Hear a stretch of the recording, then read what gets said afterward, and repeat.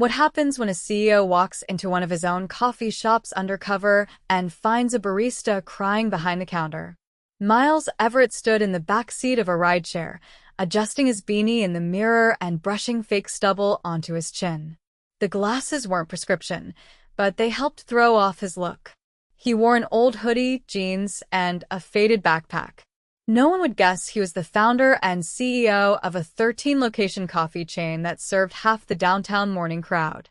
For 10 years, Miles had built the company from nothing. Literally, he'd started in a food truck with a borrowed espresso machine and a dream. But lately, something fell off. Customer reviews at their Midtown location had nosedived. Complaints about rude staff, long waits, incorrect orders. But what really got his attention was a letter, handwritten, from a customer named Robin, who said she loved the coffee but couldn't watch the way the staff were being treated anymore. That's when Miles decided to go in himself. Not as the boss, as a trainee barista. He used a fake name, Travis, and had HR quietly slip him into the training schedule through a new temp agency they were piloting. He'd never personally met the Midtown staff. Hiring had been handled by the district manager after they opened the 13th shop. It was a big city, and nobody would expect the CEO to be steaming oat milk alongside them.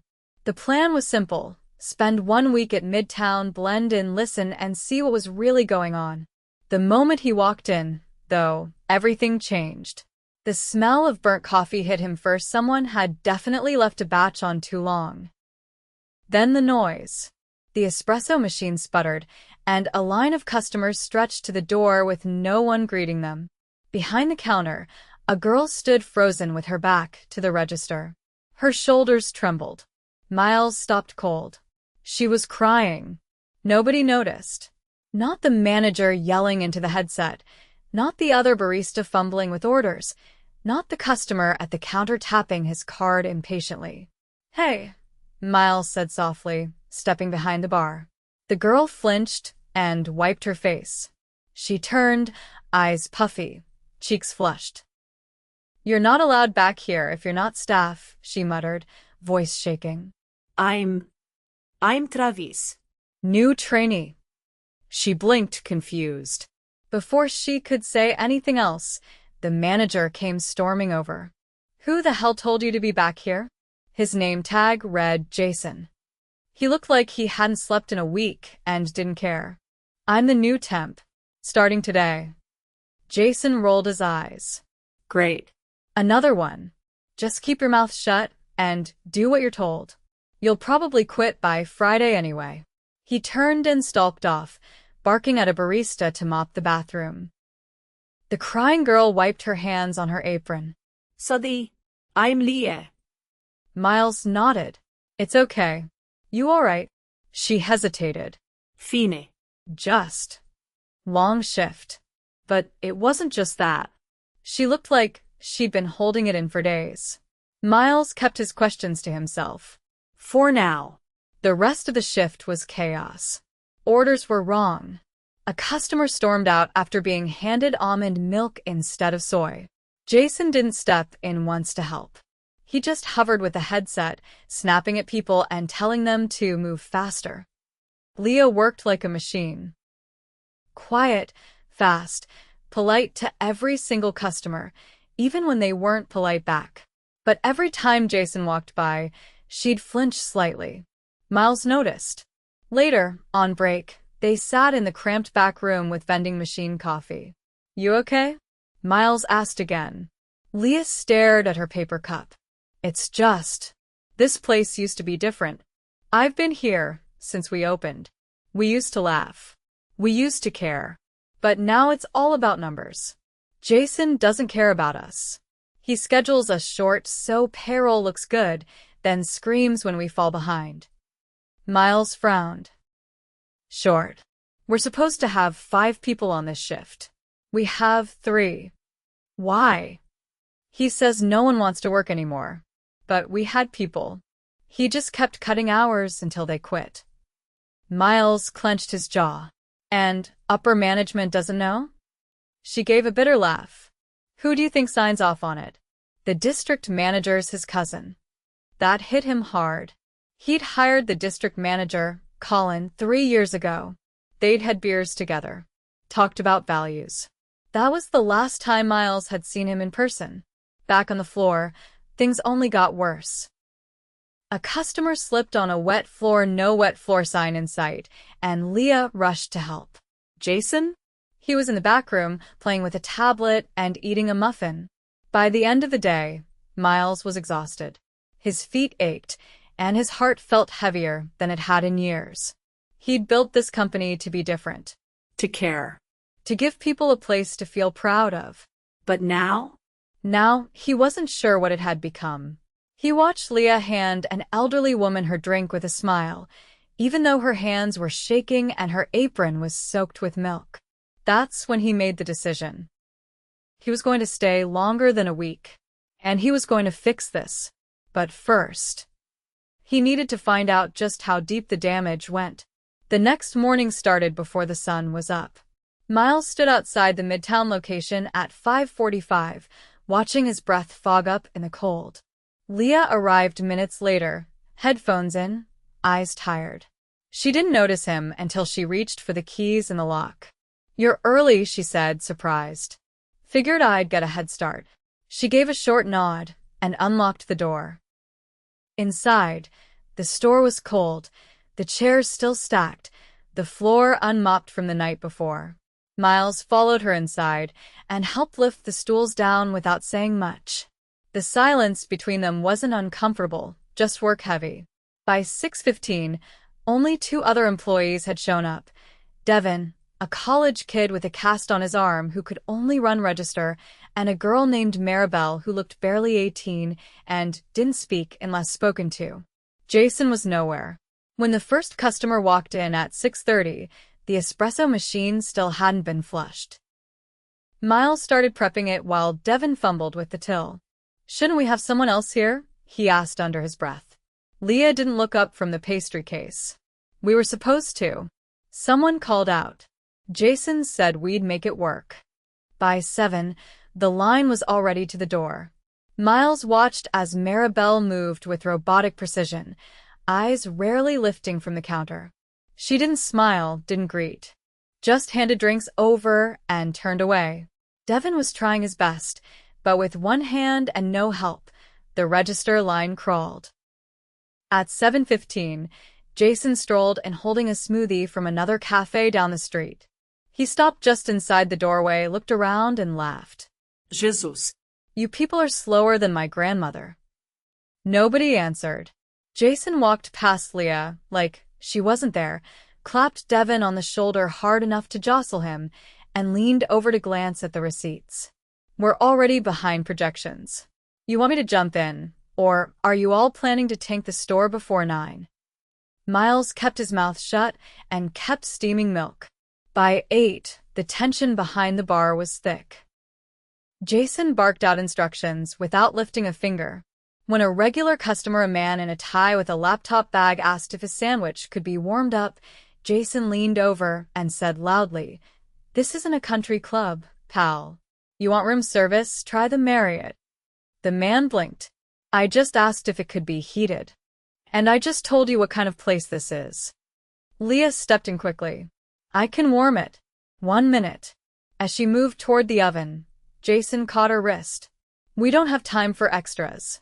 She didn't flinch, but Miles saw her jaw tighten. Jason let go and stalked off to the back. The customer took the sandwich cold and left without another word.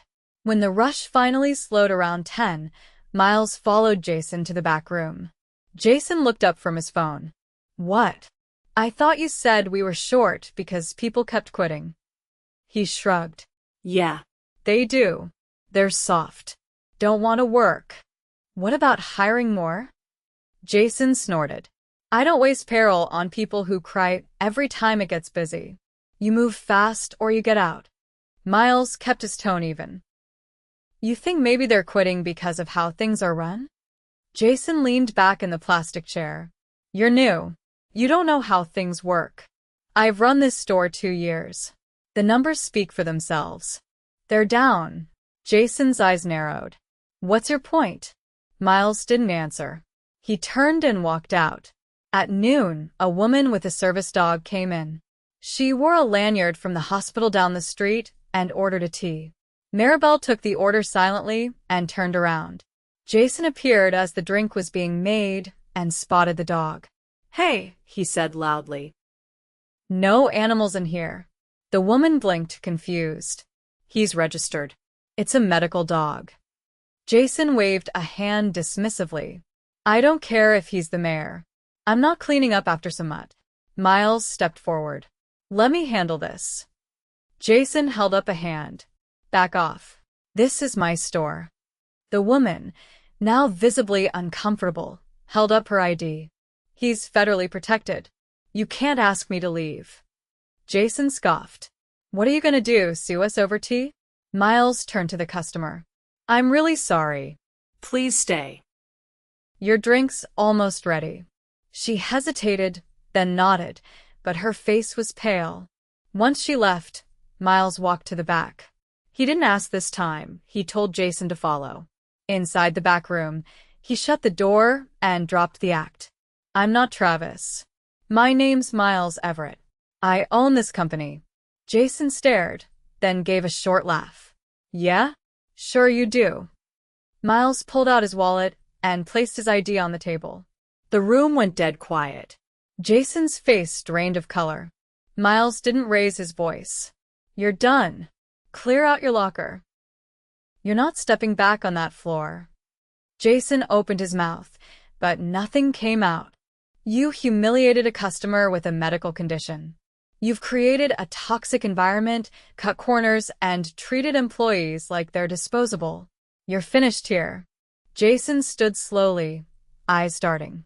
You can't just fire someone without. You're not being fired as a barista. You're being fired as a manager for gross misconduct. Your access is already revoked. Leave your keys. Jason stared at him, something angry and ugly building in his expression, but he said nothing.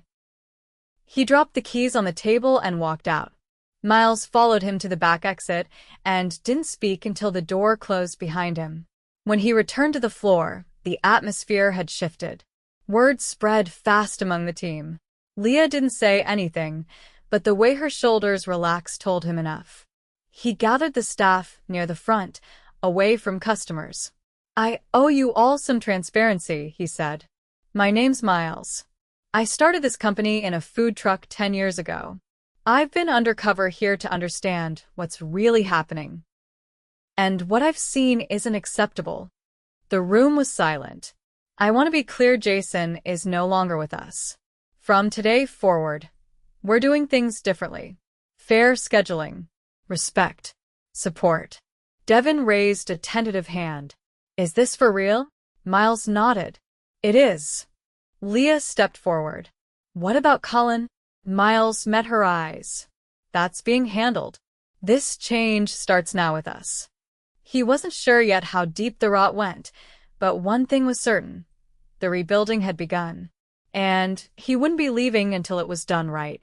The store was quieter now, but only because it had to be. After Jason was removed, Miles took over scheduling for the day and kept the floor running with the skeleton crew they had. No one left early. No one asked. They were used to staying because there was no backup. At closing, he stayed behind to help clean. Leah stacked chairs without a word. Maribel scrubbed the milk fridge with tired hands. Devin counted the drawer at half speed, his cast knocking gently on the counter with each motion. The silence wasn't uncomfortable, but it wasn't relaxed either. It was the kind that lingered when people didn't know what came next. Miles finished wiping down the espresso machine and turned to Leah. Can we talk? She nodded and followed him to the back room. It smelled faintly of bleach and something burnt. I want to ask you something directly, Miles said, leaning forward on the metal table. Why didn't anyone say anything? To me. To HR. There were ways to report what was going on. Leah took a long breath, then sat down.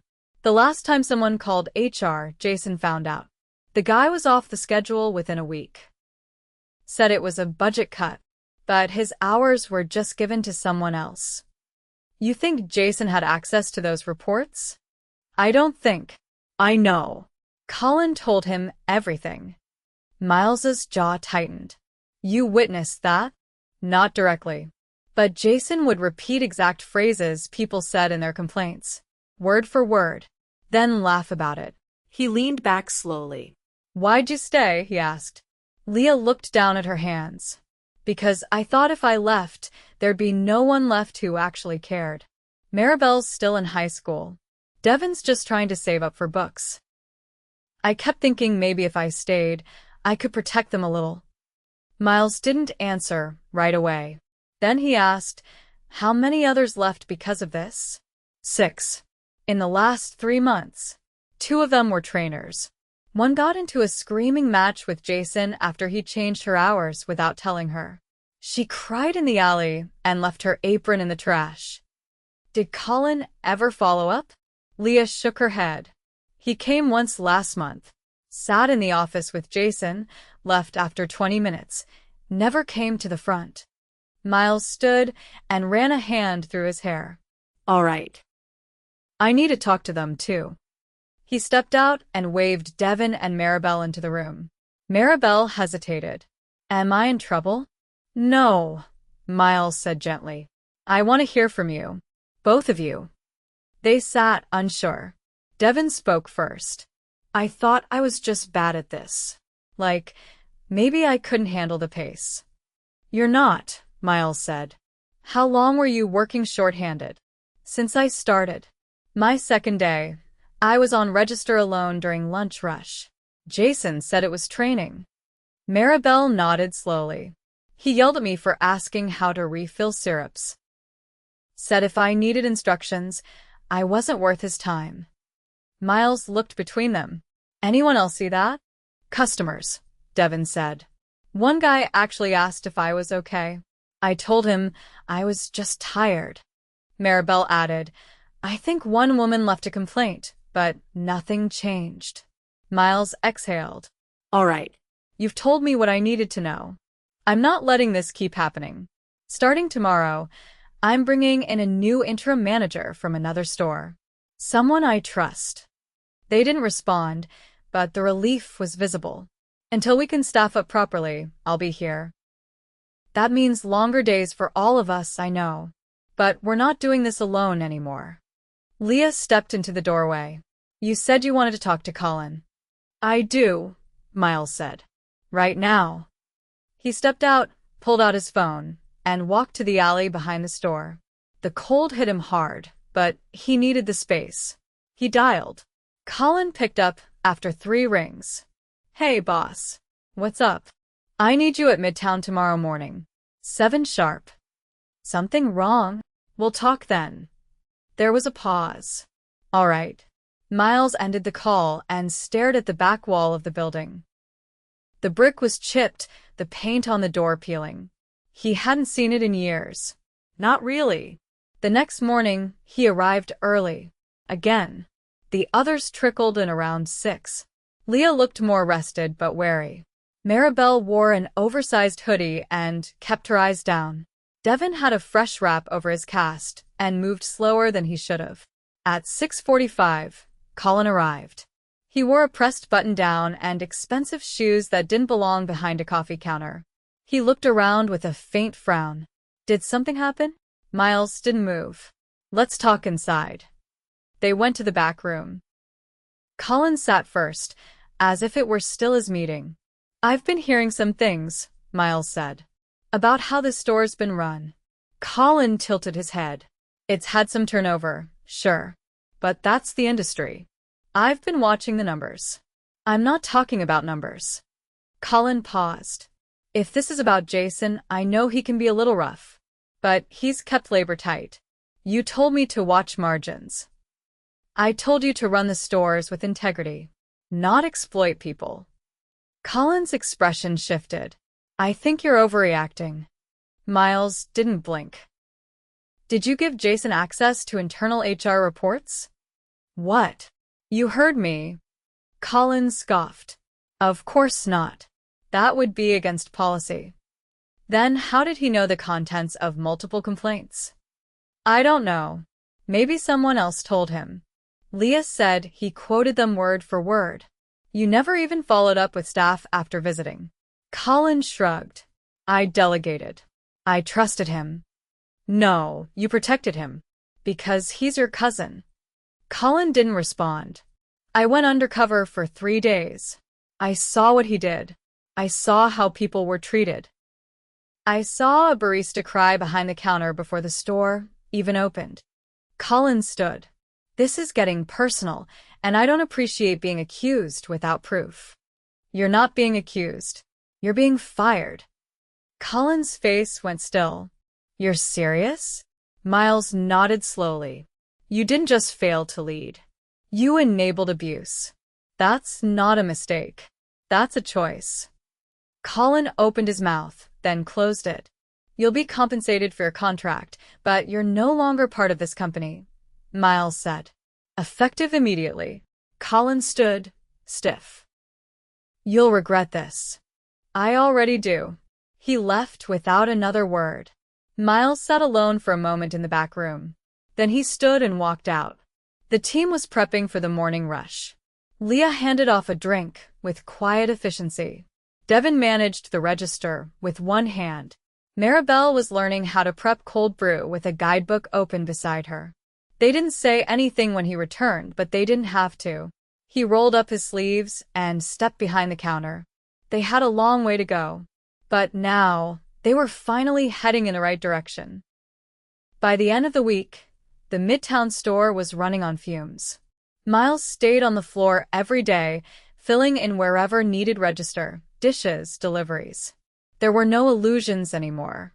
The store hadn't just been mismanaged, it had been deliberately run into the ground. People were doing the jobs of 2 or 3, and burnout clung to every corner like dust. He brought in Dana, a manager from the original flagship store, to temporarily lead Midtown.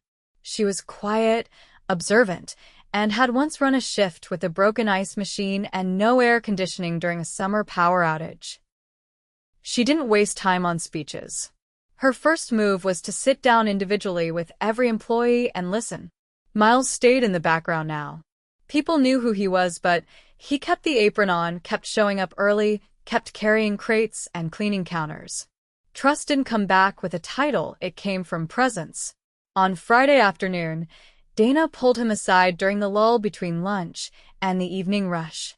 You've got hard workers, she said, but they're running on empty. You keep going like this, people are going to start collapsing. I know, Miles said. I'm hiring. Slowly. Carefully. No more temp agencies. Good. Because Maribel's been skipping lunch breaks. Devin's been clocking out but staying to help. And Leah. Dana hesitated. She's holding everything together, but she's not going to last like this. Miles nodded. I've got something in mind for her. At closing, he called Leah into the back, this time with Dana present. The fluorescent light buzzed faintly above them, the only sound in the room. I want to offer you a promotion, Miles said. Not just in title, but in responsibility. Assistant store lead, effective immediately. Dana will stay until the store stabilizes. After that, I want you to co-manage with someone we bring in permanently. Leah blinked. Why me? Because you didn't quit, Dana said. And you didn't freeze. You adapted, kept people from breaking when everything else did. Leah looked at them both, uncertain. What if I mess it up? Then we'll fix it together, Miles said. But I don't think you will. She didn't answer right away. Then she nodded once, just once, but it was enough. The next morning, Miles met with the regional HR director and laid out everything that had transpired. Specific incidents were documented. Statements were taken. Colin's access had already been revoked across the system, but Miles insisted on a full audit of all district-level communication. Trust had been broken, and he wasn't going to build over rotted beams. He also made 2 quiet phone calls to former Midtown employees who had walked out in the last few months. He didn't ask them to come back. He apologized. Genuinely, directly, and without excuses. One of them, a former trainer named Ria, agreed to meet with Dana the following week. The other simply said thank you and hung up. Miles respected both responses. By the second week, shifts were still short, but the energy had shifted. Customers started leaving actual compliments again, not about the coffee, but about the people. That had always been the point. One morning, Maribel approached Miles before her shift. "I can only work Saturdays next month," she said without eye contact. "School's getting harder." He nodded. "We'll make it work." She looked up surprised. That's it. That's it." She turned to walk away, then paused. "Jason said if I ever asked for less hours, I'd get none." "You're not working for Jason anymore." She didn't say anything, just nodded once, and went to prep the cold brew. Later that day, Miles noticed Devin sitting on a crate in the alley during his break, legs stretched out, cast resting on a folded hoodie. Miles stepped outside, leaned against the wall a few feet away. "You're not on register," he said. "First time in 2 weeks. You all right?" Devin shrugged. "I'm not sure I'm cut out for customer service. But I like the team. And the coffee." "You planning to stay?" "I was planning to leave after midterms." But now. "I don't know." Miles nodded. "If you do stay, I want to move you into training. Not just on register. You've got good instincts. You keep people grounded." Devin looked at him sideways. "You're offering me a promotion? I'm offering you a path. You can take it or not. But it's yours either way." Devin gave a small laugh. "No one's ever said that to me before." "Well," Miles said, pushing off the wall, "it's long overdue." By the end of the third week, Dana had begun transitioning out. A new permanent manager had been hired, a woman named Sophia, who had run a high-volume cafe in another city and came with a reputation for building strong teams. Leah would stay on as her co-lead, overseeing training and operations. On her first day, Sophia didn't give a speech.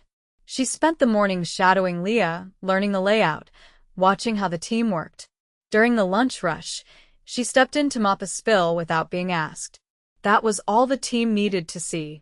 That night, Miles gathered the staff after closing. Not for a meeting, just a meal. He had food brought in, not pizza or donuts, but real food. Rice bowls, roasted vegetables, hot bread, things that made people feel like they mattered. They sat on milk crates and overturned bins, plates balanced on knees. There were no speeches, no announcements. Just laughter, tired smiles, and the quiet hum of something rebuilding. Leah sat across from him, eating with one hand and texting with the other. "You're not calling out tomorrow, are you?" he asked. She looked up. "You wish. I've got 2 new hires starting." "Anyone I know?" "One of them's Ria." Miles raised an eyebrow. "She's coming back?" "Only part-time." But yeah. She said she wanted to see if things had really changed. Miles nodded, then glanced around the room. Devin was helping Maribel with the drink recipe. Sophia was wiping down the front counter, even though her shift had ended. Dana had already left, but she'd sent a text that simply said, "You've got something good again. Don't lose it." He looked back at Leah. "You think she'll stay?" "She will if we keep doing this right." He didn't answer, just picked up his plate and joined the others. The next morning, he arrived early. Not because he needed to, because he wanted to. The store lights were already on. Inside, Leah was explaining the register system to a new face. Devin was restocking cups. Maribel was prepping the bar. Sophia looked up from the schedule and gave him a nod. Miles walked to the counter, grabbed a towel, and started polishing the drip machine. No one said anything.